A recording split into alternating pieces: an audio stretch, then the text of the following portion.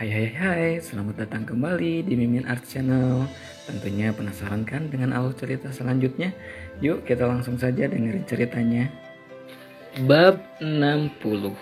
Sepeninggalan suaminya, Anissa membantu Biruni membereskan meja makan.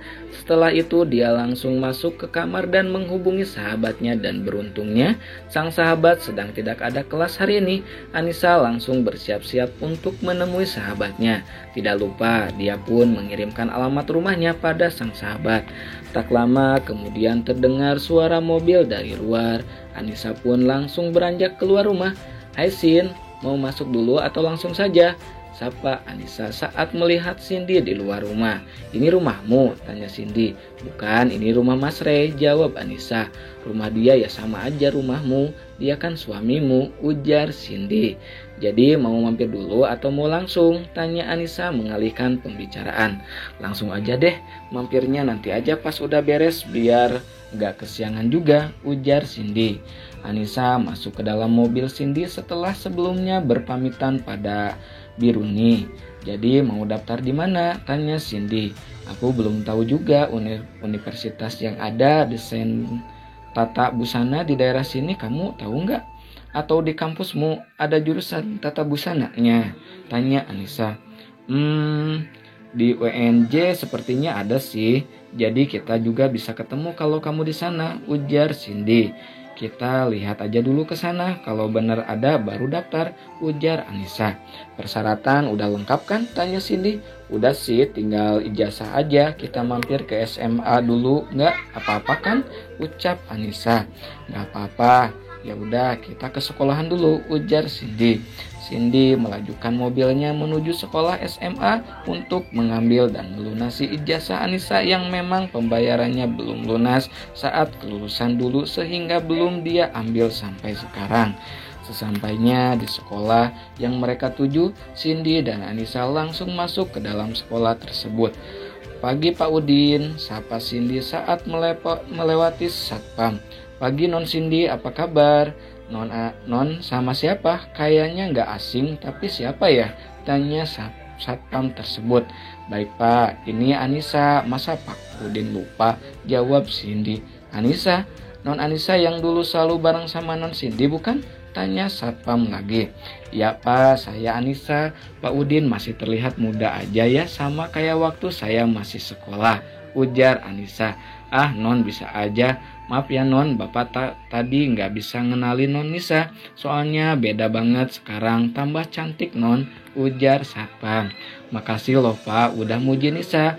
Ngomong-ngomong Pak, cashback ada di sekolah nggak ya? Saya mau ambil ijazah soalnya," tanya Anissa. "Ada kok, tadi udah datang, sekarang pasti di ruangannya," jawabnya. "Ya sudah, kami masuk dulu ya Pak, permisi," ujar Cindy. Anissa dan Cindy berjalan di sepanjang koridor sekolah. Mereka mengobrol sambil sesekali mengenang masa-masa SMA. Sekolah itu memang termasuk sekolahan yang elit dan mewah yang kebanyakan siswanya dari keluarga kaya. Hanya beberapa siswa yang memang masuk melalui beasiswa seperti halnya dengan Anissa dulu. Suasana lorong yang sepi karena seluruh siswa masih belajar di kelasnya membuat Anissa teringat betapa bersyukurnya dia bisa masuk ke sekolahan itu dengan hasil prestasinya. Walaupun banyak kenangan pahit di sekolah itu karena banyak yang membuli, tapi prestasi dan penghargaan yang dia dapatkan membuatnya bangga dengan dirinya sendiri. Saat Anissa melewati kelas yang dulu dia tempati di penghujung semester membuat dia menghentikan langkahnya. Dia menatap ke arah kelas itu dari samping jendela. Anissa terpaku melihat satu siswa cantik yang sedang fokus dalam mendengarkan penjelasan dari gurunya. Wajahnya begitu familiar, diingatannya membuat dia berpikir sejenak. Cindy yang merasa tidak ada lagi Anissa di sampingnya membuat dia terhenti dan berbalik ke belakang. Cindy yang melihat sahabatnya masih berdiri di dekat jendela kelas langsung menghampirinya. "Ada apa Nis?" tanya Cindy. "Aku kayak pernah ketemu sama gadis itu," ujar Anissa. "Yang mana?" tanya Cindy lagi. "Bangku kedua dari belakang sebaris dengan meja guru," jawab Anissa. "Itu kan emang adik kelas kita dulu," Aku lupa namanya, tapi dia low profile, gak tahu dari keluarga mana, gak ada yang tahu keluarganya seperti apa. Katanya sih kalau ada acara di sekolah keluarganya gak pernah datang, ujar Cindy. Anissa termenung, dia pandangi lekat-lekat wajah ayu gadis itu seraya mengingat di mana dia pernah bertemu dengan gadis itu. Bentar deh Miss, kamu ingat gadis yang kamu tolongin pas kecelakaan kan? Sepertinya mirip dia, ujar Cindy kemudian. Ya kamu benar, dia Cecil, gadis yang aku temui di restoran juga dulu. Jadi ternyata dia adik kelas kita, ujar Anissa. Ya ampun, dunia sempit banget ya, ujar Cindy. Syukurlah dia sudah sembuh sekarang. Aku bahkan gak pernah jenguk dia sejak malam itu, ujar Anissa. Cindy, Anissa, panggil seorang guru yang menghampiri mereka. Ibu, apa kabar Bu? Tanya Anissa pada guru tersebut. Alhamdulillah baik, kalian apa kabar? Sedang apa di sini? Tanya guru tersebut lagi. Mendengar suara dari luar kelas membuat Cecil menoleh ke arah jendela. Dia melihat sekilas wajah seorang perempuan yang familiar di ingatannya. Karena merasa penasaran, Cecil berpura-pura meminta izin untuk ke toilet pada gurunya. Sementara itu, setelah menyelesaikan pembelajaran di ruang administrasi, Cindy dan Anissa diantar oleh guru yang menyapanya menuju ruang cashback. Tidak membutuhkan waktu lama, Anissa keluar dari ruangan cashback dengan membawa ijazah di tangannya. Kira-kira siapa yang lunasin sekolahku ya? Tanya Anissa. Kalau paman atau bibimu ya gak mungkin kan? Orang ngasih uang SPP-mu aja kamu harus kerja keras dulu di rumahnya. Apalagi kamu udah gak ada di sana, ujar Cindy. Mbak Anissa, panggil seorang siswi dari belakang mereka. Loh Cecil kan? Tanya Anissa. Ini benar Mbak Anissa kan? Aku gak salah orang kan? Tanya Cecil. Iya aku Anissa, jadi benar yang aku lihat di kelas itu kamu. Apa kabarnya sekarang? Tanya Anissa. Cecil baik Mbak Anissa ngapain di sini? Tanya Cecil. Ngambil ijazah aja dek. Kok kamu ada di luar? Ini masih jam pelajaran loh, ujar Anissa. Tadi aku izin ke toilet pas lihat Mbak Anissa. Jadi Mbak ini ada kakak kelasku. Kok aku gak pernah lihat Mbak Anissa ya? Ucap Cecil. Ya karena kamu gak pernah bergaul sama kakak kelas. Anissa jadi bahan bulian juga. Kamu pasti gak pernah tahu kan? Tanya Cindy. Bulian? Apa siswi yang dibully sama gengnya Rena itu ya? Tanya Cecil. Kamu kenal mereka? Cindy balik bertanya. Enggak Mbak, cuman mereka pernah bully aku juga waktu aku gak sengaja nabrak dia, ujar Cecil. Udah jangan dibahas lagi, kamu masuk ke kelas sih, nanti dimarahin kalau kelamaan di luar, ucap Nisa. Mbak udah punya ponsel belum? Boleh minta nomornya? Tanya Cecil yang sudah mengulurkan ponselnya pada Anissa. Boleh, jawab Anissa sembari mengetik nomornya di ponsel Cecil. Makasih ya Mbak, nanti aku chat Mbak Nisa. Baik Mbak, ucap Cecil yang pergi menuju kelasnya. Gadis yang baik, ucap Cindy. Mereka berdua pun keluar dari sekolah tersebut setelah sebelumnya berpamitan pada satpam. Jadi siapa kira-kira yang melunasi biaya sekolahku? Tanya Anissa. Nis, apa jangan-jangan suamimu yang melunasinya? Kalau nikah kan juga butuh ijazah. Mungkin dia datang ke sini meminta fotokopi ijazahmu dan melunasinya, ujar Cindy. Kenapa aku gak kepikiran sampai ke situ ya? Tapi kenapa dia enggak ngomong sama aku? Kalau sekolahku saja dia tahu, berarti kemungkinan dia tahu tentang keluargaku juga, ucap Anissa. Kalau menurutku sih dia tahu. Seorang Rehan gak mungkin sih kalau gak tahu asal usulmu. Dia pasti sudah mencari tahu tentangmu sebelum dia menikahimu, ujar Cindy. Nanti aku coba tanyain ini sama dia. Sekarang kita ke kampusmu aja biar cepet, ujar Anissa. Cindy mengemudikan mobilnya dengan kecepatan sedang. Jalanan yang macet membuat mereka lebih lama di perjalanan. Untuk menghilangkan rasa bosan karena macetnya jalanan, mereka mendengarkan musik dan sesekali ikut menyanyikan lagu yang mereka putar. Tak terasa mereka sampai di kampus yang dituju. Anissa melakukan pendaftaran dengan mengikuti beberapa tes yang menjadi persyaratan di kampus tersebut. Dengan ditemani oleh Cindy, banyak calon mahasiswa yang mendaftar membuat Anissa lebih lama berada di sana. Anissa selesai saat jam menunjukkan pukul 1 siang. Dia menemui Cindy yang menunggunya di luar ruangan. Akhirnya selesai juga, ujar Anissa. Gimana, susah nggak? Tanya Cindy. Lumayan, sekarang tinggal menunggu hasilnya aja. Habis itu baru mengumpulkan berkas-berkas yang dibutuhin, ujar Anissa. Sekarang kita kemana? Tanya Cindy. Cari makan aja yuk, aku lapar, ujar Anissa. Kita makan di tempat makan langgananku aja ya, deket kok dari sini, Cindy menawarkan. Boleh, ujarnya. Mereka berdua pun menuju tempat makan langganan Cindy. Dengan sangat ramah, pelayan di tempat itu menyambut Cindy dan Anissa. Mereka pun memesan makanan dan makan dengan tenang. Di sela-sela makannya, ponsel Anissa berdering di dalam tasnya. Anissa mengambil dan melihat nomor Rehan yang tertera di layar ponselnya. Halo, sapa Anissa. Di mana? Sudah beres? Tanya Rehan. Sudah, ini lagi makan di dekat kampus, ujar Anissa. Ya sudah, setelah makan datanglah ke kantor, ujar Rehan. Ngapain? Tanya Anissa. Datang saja, ucapnya. Sini boleh ikut nggak? Tanya Anissa lagi. Boleh, jawab Rehan. Mas, udah makan siang belum? Kalau belum aku bawain ya, ujar Anissa. Boleh, jawabnya singkat. Ya udah, mau makan apa? Tanya Anissa lagi. Terserah kamu, apapun aku suka asal bukan kacang ataupun udang, ujar Rehan. Oke, nanti aku bawakan makanan untukmu, ucap Anissa yang kemudian panggilannya terputus. Suamimu? Tanya Cindy.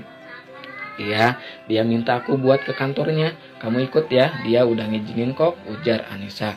Boleh, aku juga penasaran sama kantor suamimu itu, ucap Cindy. Mereka menghabiskan makanannya dan segera pergi dari tempat makan itu. Nah, segitu dulu ya bab 60-nya. Dilanjut lagi ya, bab 61-nya. Kedatangan Anissa ke kantor membuat beberapa karyawan mencibirnya. Banyak yang mengira bahwa Anissa sudah dipecat dari perusahaan itu setelah kejadian adu mulut kemarin dengan Siska. Wanita nggak tahu diri, udah dipecat masih saja datang ke sini, cibir salah satu karyawan. Dia mau ngerayu Tuan Rehan lagi mungkin. Kalau aku yang jadi dia pasti udah pergi sejauh mungkin karena udah ditolak sama Tuan Rehan, cibir yang lainnya. Nis, kok mereka pada ngomong kayak gitu? Memangnya mereka nggak tahu kalau kamu istrinya Rehan? Bisik Cindy. Gak ada yang tahu Sin, biarin aja mereka, jangan dengerin, ujar Anissa. Wah, masih berani datang rupanya. Gak kapok udah dilabrak sama calon istrinya, Tuan Rehan, ucap Sinta yang melangkah menghampiri Anissa. Kenapa wanita seperti dia bisa kerja di sini sih? Ucap Cindy. Memangnya kenapa kalau aku kerja di sini?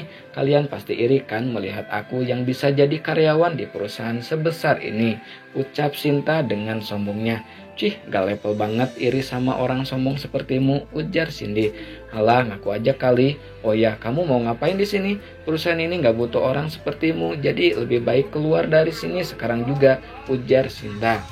Ibu Sinta yang terhormat, mohon maaf. Pertama, saya datang ke sini bukan untuk meladeni cibiran Anda. Kedua, Anda hanyalah karyawan biasa di sini. Dan ketiga, Anda bukan pemilik dari perusahaan ini. Jadi, Anda tidak ada hak apapun untuk mengusir saya, ucap Anissa dengan tegasnya. Cih, udah dipecat berani-beraninya bertingkah sombong seperti ini.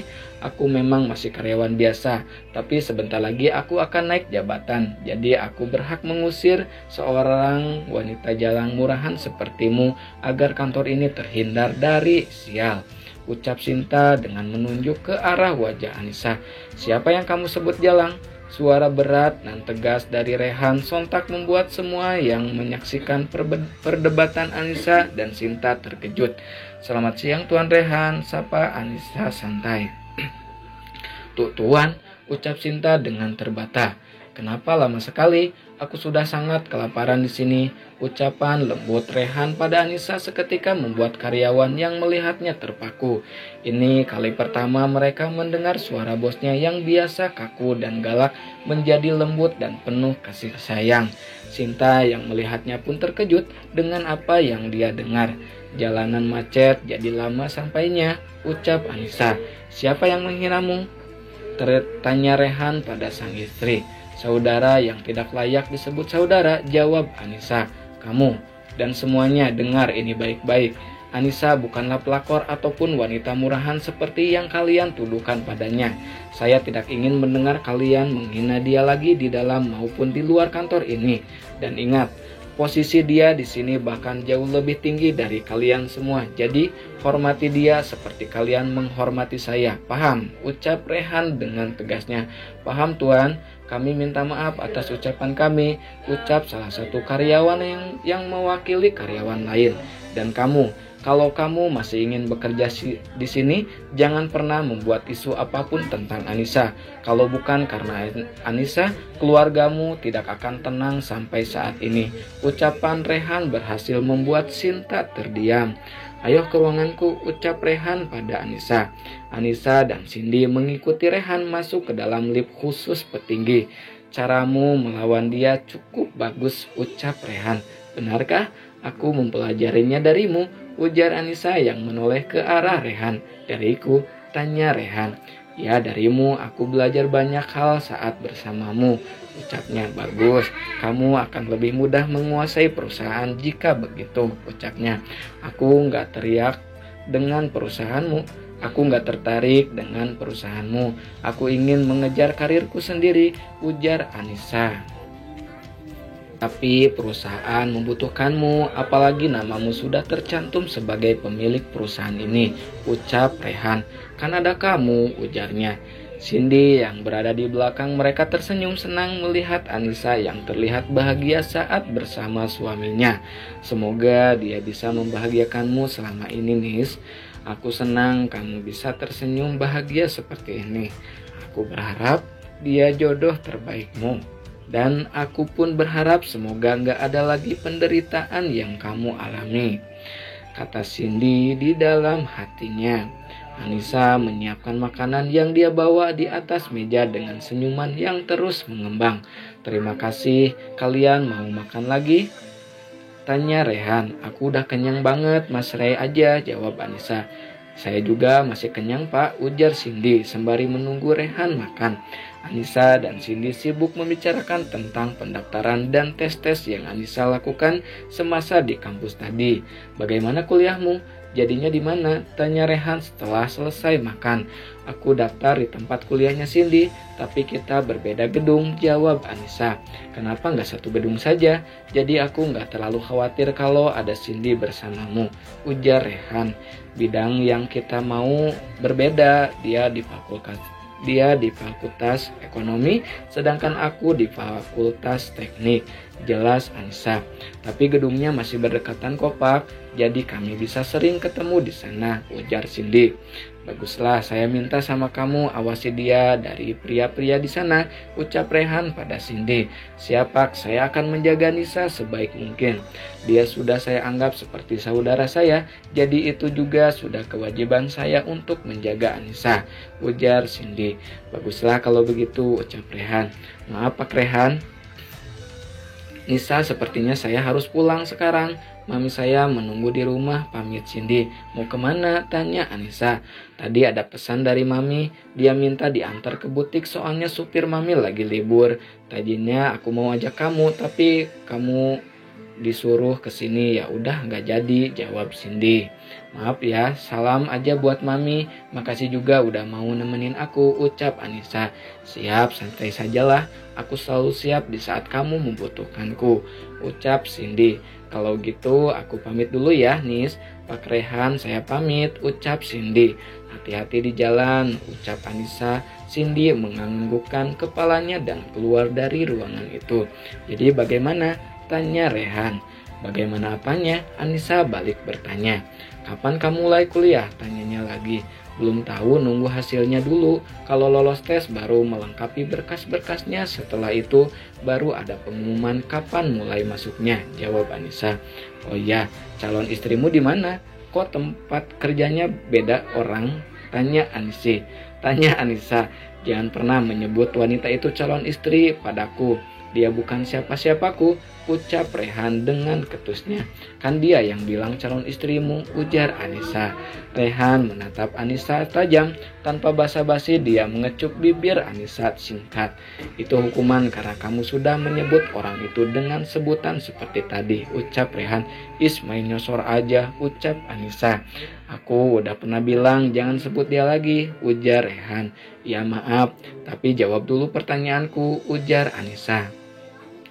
Aku nggak mungkin mempertahankan wanita seperti itu di perusahaanku, dan lagi pula bukan aku yang memasukkan dia di sini, ucap Rehan. Emang apa orang tuamu nggak marah kalau dia dipecat? Tanya Anissa lagi.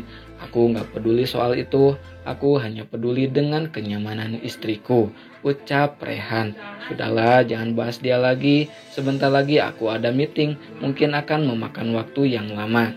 Jadi kamu beristirahatlah di dalam kamar, kita pulang bersama nanti, titah Rehan. Makasih mas, udah begitu peduli sama aku, ucap Anissa sembari memeluk tubuh Rehan. Itu sudah menjadi kewajibanku, kamu dan hidupmu adalah tanggung jawabku sekarang. Masuklah ke kamar, jika butuh sesuatu hubungi saja Bu Ana, ucap Rehan. Baiklah, aku akan beristirahat di kamar sampai kamu selesai meeting, ucap Anissa. Anissa pun bangkit dan masuk ke dalam kamar seperti perintah suaminya. Nah, segitu dulu ya bab 61-nya. Pokoknya makasih banget buat kakak-kakak yang selalu stay tune. Jangan lupa di like, di subscribe juga. Bye-bye.